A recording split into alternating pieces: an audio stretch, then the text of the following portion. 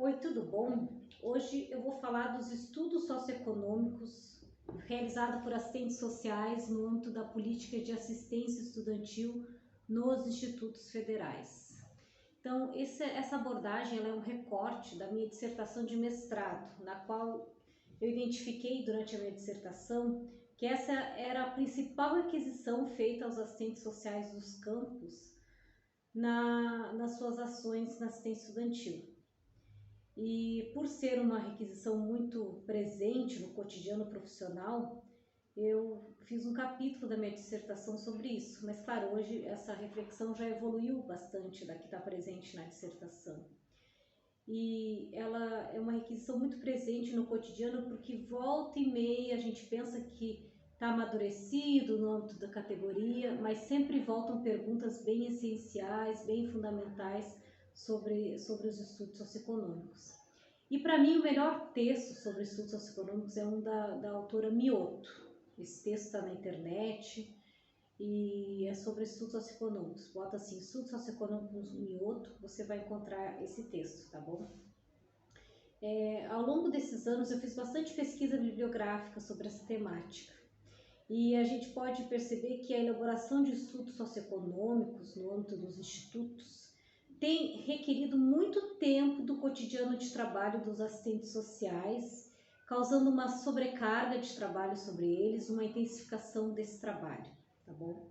E muitas vezes impedindo que o assistente social possa desenvolver outras atividades no âmbito da política de educação, porque tem casos em que assistentes sociais passam o ano inteiro realizando estudo socioeconômico e não conseguem daqui a pouco se dedicar a uma atividade socioeducativa dentro das instituições de educação.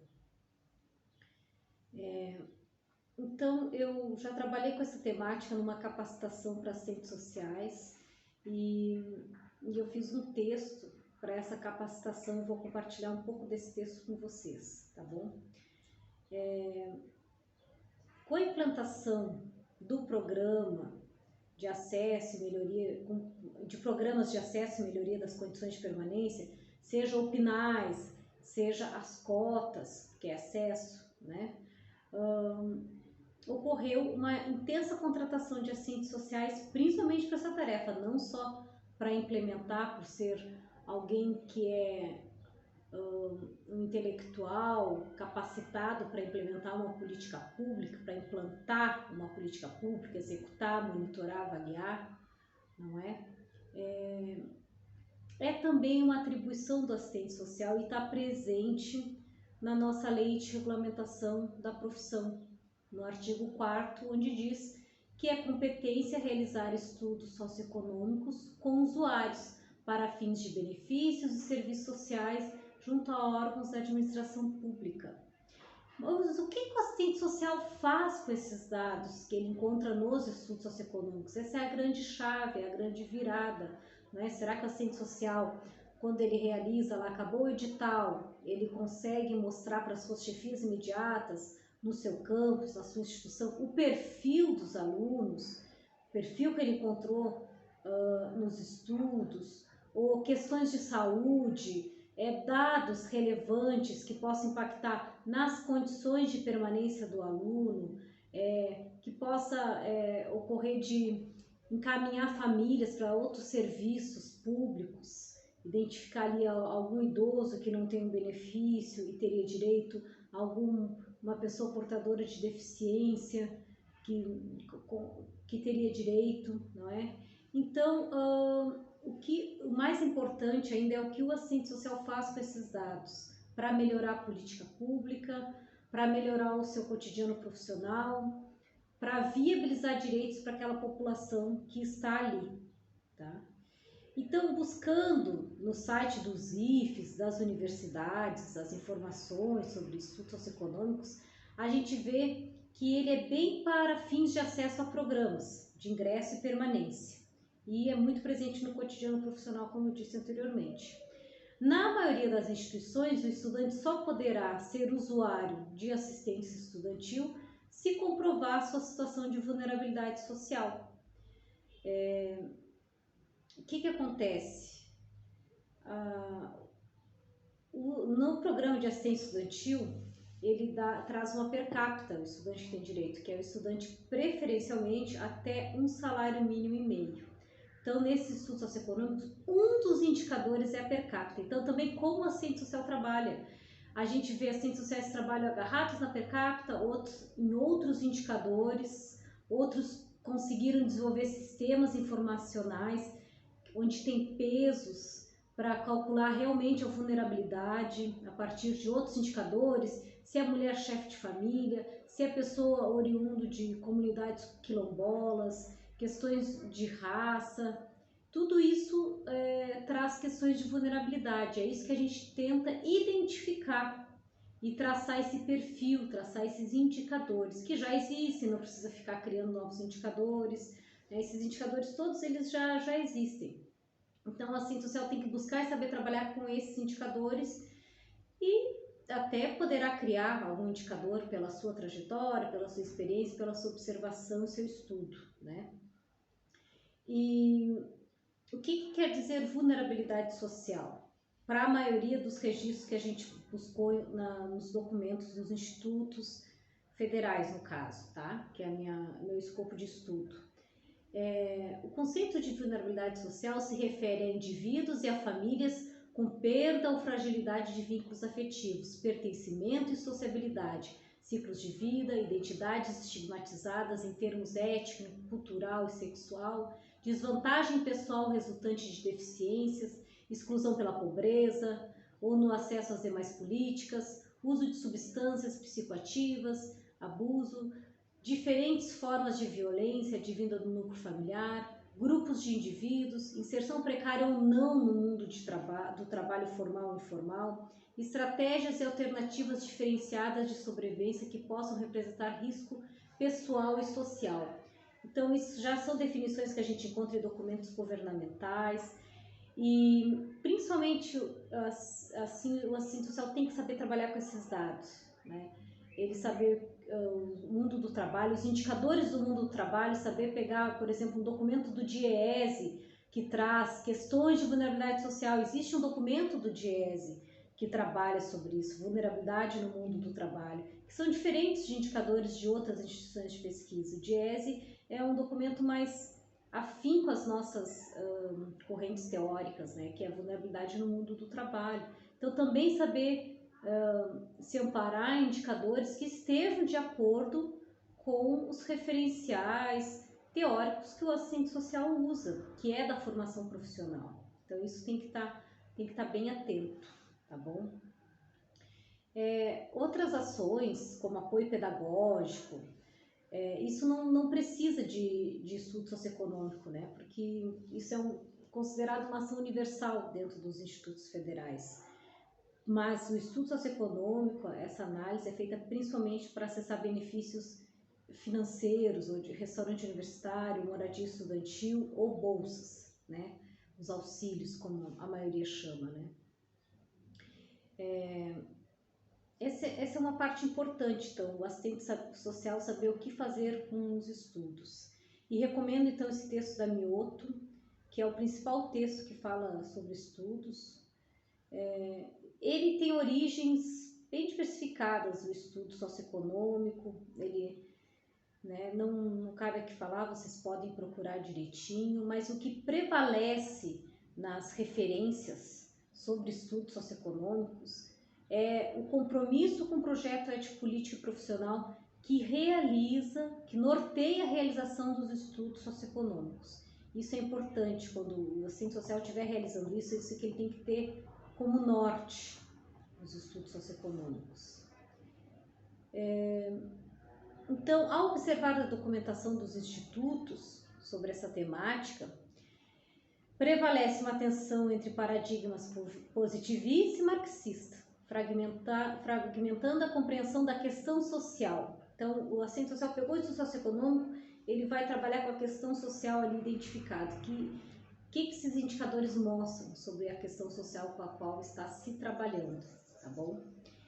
E a Mioto, no texto dela de 2009, Estudos Socioeconômicos, traz uma ampla abordagem sobre o tema, tá? Ela diz assim: Abordar o tema estudos socioeconômicos no âmbito do serviço social remete a pensá-lo inicialmente quanto parte intrínseca das ações profissionais dos assistentes sociais. Afinal de contas, o desenvolvimento das ações profissionais pressupõe conhecimento acurado das condições sociais em que vivem os sujeitos, aos quais eles se destinam, sejam indivíduos, grupos e populações.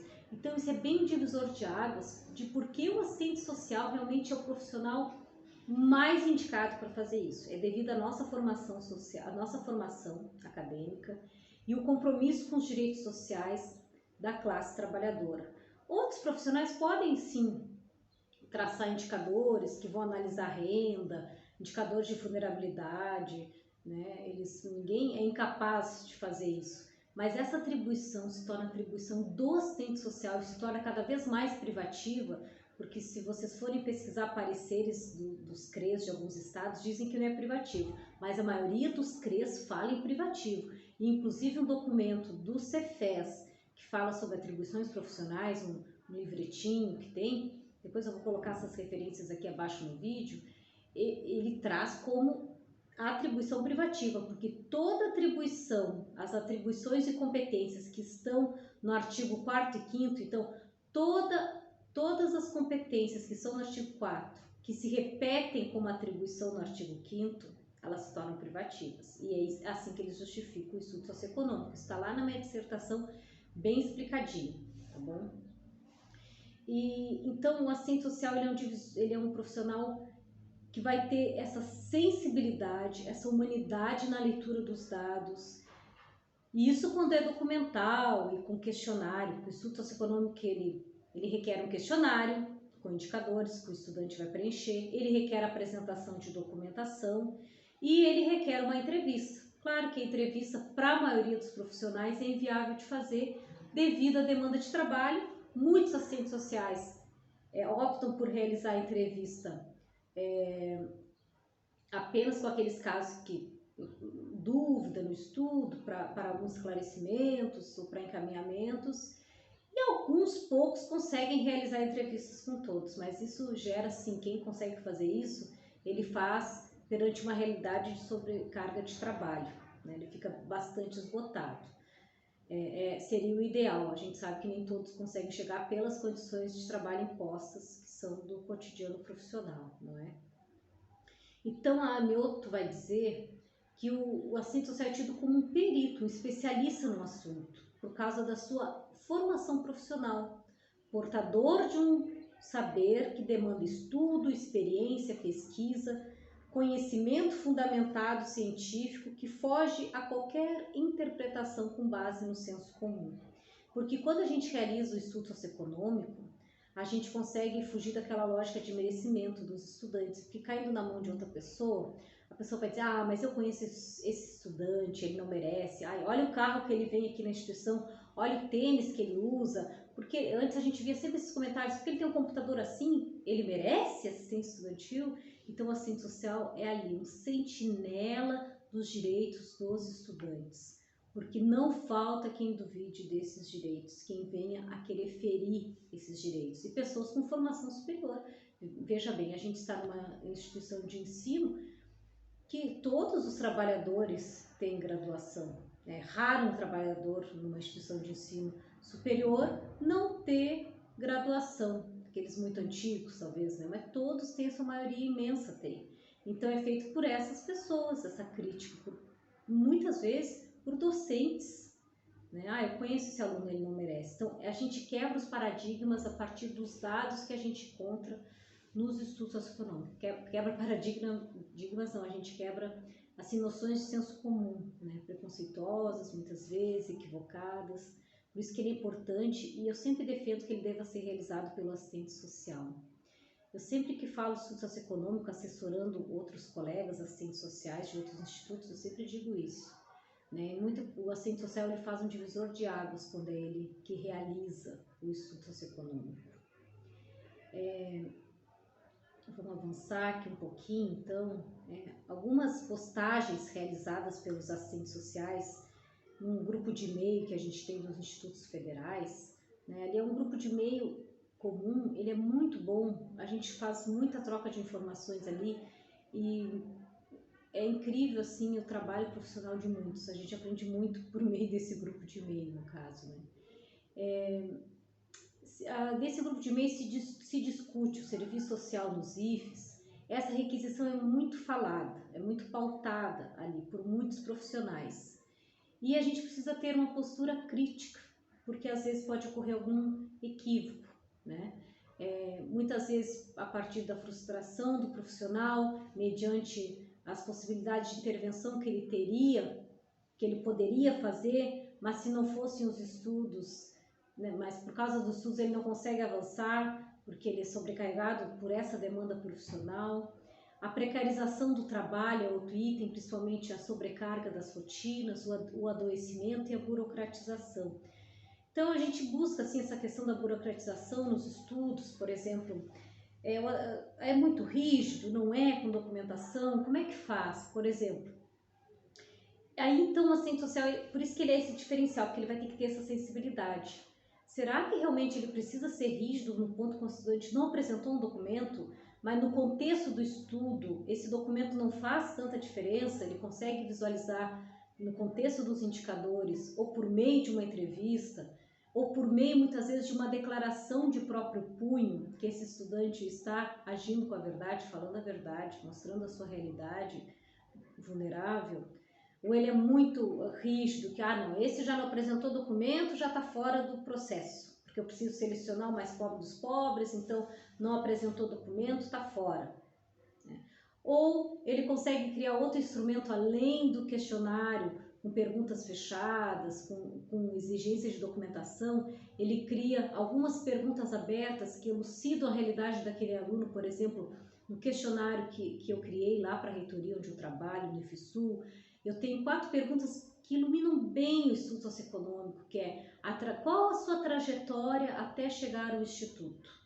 Aí o estudante conta a trajetória dele, ali é muito elucidador. Outra pergunta é a seguinte: o que dificultaria a sua permanência na instituição? Ali ele diz realmente que, olha, eu não tenho ônibus, o ônibus não tem linha que passa na frente da minha casa, ou eu não tenho condições, sabe? São N motivos, ali é muito determinante, não é?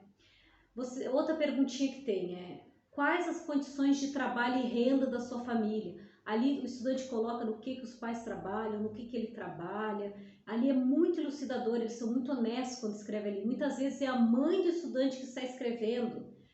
E a última pergunta é: qual a sua expectativa com relação ao curso? Então eu chamo isso de uma carta, né, que tem ao final do questionário de perguntas, tem essa carta, que eu chamo de carta. Responda essas 4 perguntas para ajudar no processo. Muitas vezes, por meio daquela carta, eu não preciso estar pedindo documentação complementar, né?